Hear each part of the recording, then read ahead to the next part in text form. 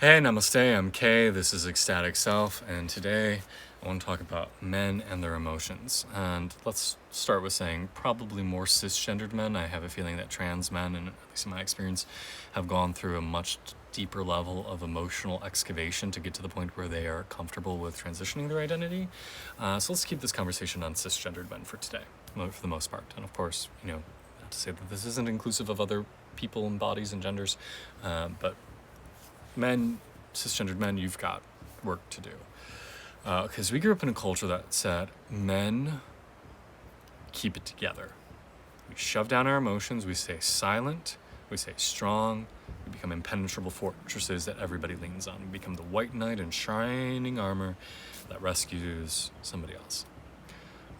This is the archetype of manhood we see represented in the United States, particularly, right? Like the Marlboro cowboy. Lone on the prairie, nothing gets to him. We see it in business, right? That man who fought their way to their top, they did it without anybody. They kept their shit together. This causes so much fucking harm. Because all of us are meant to commune with one another. We're meant to share our feelings, meant to share our emotions. We're meant to be vulnerable, a word men don't like, right? Which means I'm willing to give and receive love, affection, and belonging. I'm willing to take risks. I'm willing to be courageous even when things are uncertain. Vulnerable. We need connection. Our brains are not hardwired to be able to do it alone. We evolved to be pack animals as humans, and that we survive best when we feel like we are inclusive and in community, when we are part of something. Studies that have been done on people in Africa who grew up in tribal settings, that they found the most stressful response that they could get was a fear of being excommunicated from their tribe. That level of stress was far higher than a CEO losing their job, or being afraid of losing their job, or losing a loved one, or death. That it triggers one of the most primal responses within us. We are hardwired for connection and belonging.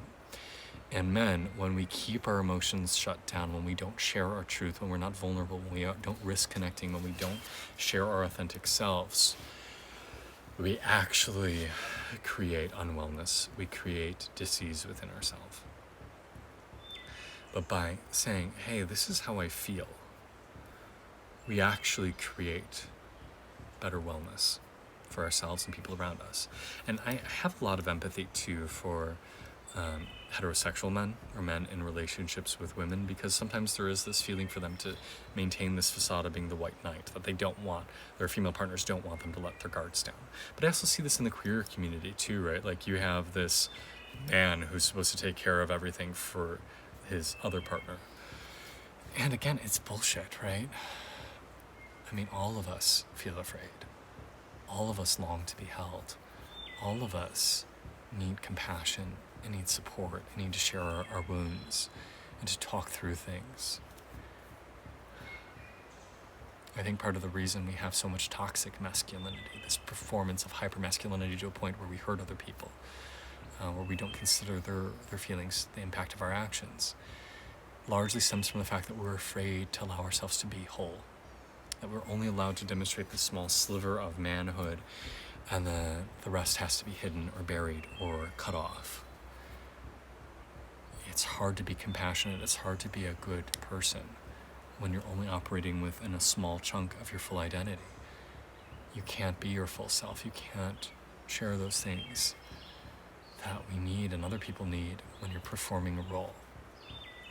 So we as men, we need to start ironically being brave and risking being foolish, risking being vulnerable, risking looking weak, risking looking effeminate, risking looking a myriad of things.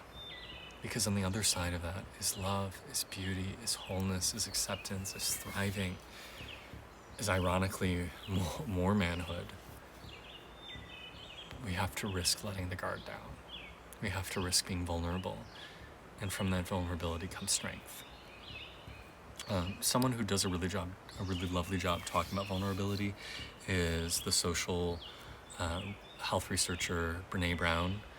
She has several beautiful books on the topic, but I realize it is also different coming from a woman, right? Like sometimes hearing it and having the conversation amongst men is a very different conversation to be had. So let's let this be the beginning of a conversation. Men, I'd love to hear your comments in the feed below. You're always welcome to send me questions or follow-up videos that you want me to make.